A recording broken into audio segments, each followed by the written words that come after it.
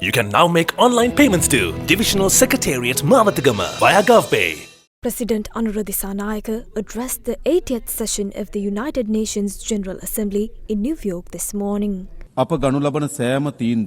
Every decision we make affects everyone everywhere in the world. Poverty is the incessant and most painful struggle many countries around the world have endured for centuries. Education is a fundamental human right enshrined in constitutions and recognized by international human rights law. However, due to poverty, many children continue to face violations of this right. In most developing countries, the burden of debt continues to hinder progress in addressing poverty. In low-income nations, funds allocated for net interest payments are often more than double the amount allocated for health and education. Another grave issue destabilizing this planet and creating uncertainty is narcotics and organized criminal groups connected with them. The United Nations Office on Drugs and Crime confirmed this in its 2025 report. Through drug trafficking, organized crime has created pathways for global crises with groups targeting vulnerable nations. To put an end to this catastrophe, Sri Lanka is implementing a positive program, and I invite you to initiate a global agenda to eliminate this danger.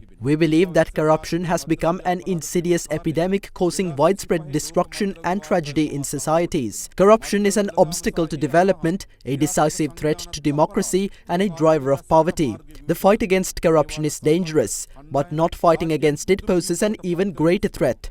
No matter which nation you represent, I believe that every representative here rejects war as I do.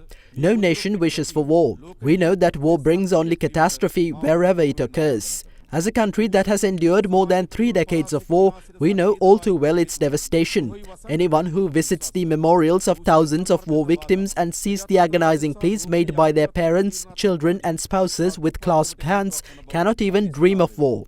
We have witnessed those painful sights. Even though the sorrow caused by conflict has reached unprecedented levels, the international community has too often remained a bystander, failing to act to end the suffering of millions. We are greatly saddened by the continuous and devastating tragedies unfolding in the Gaza Strip. We call for an immediate ceasefire between the two sides in accordance with United Nations agreements and with the consent of all parties, the unhindered flow of humanitarian aid and the release of hostages by all parties.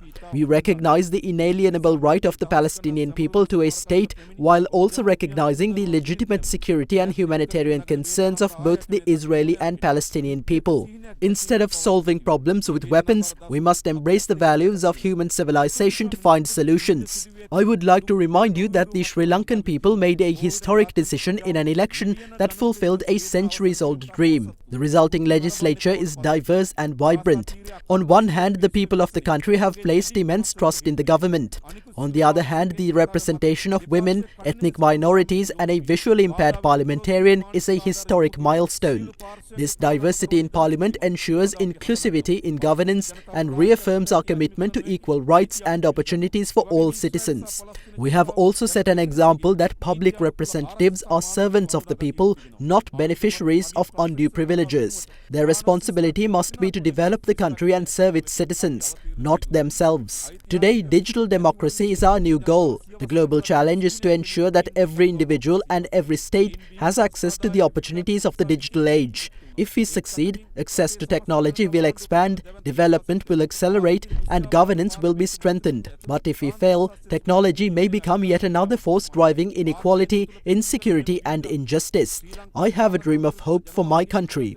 You have dreams of hopes for your countries. My dream is to give the people of my country a happy and prosperous life. I believe your dream is to do the same for your people. We believe that to realize all those dreams, we must walk this journey together, not apart. The Sri Lankan president met with several world leaders during the UN Assembly, including Australian Prime Minister Anthony Albanese, Portuguese President Marcelo Rebelo de Sousa and Pakistani Prime Minister Shehbaz Sharif.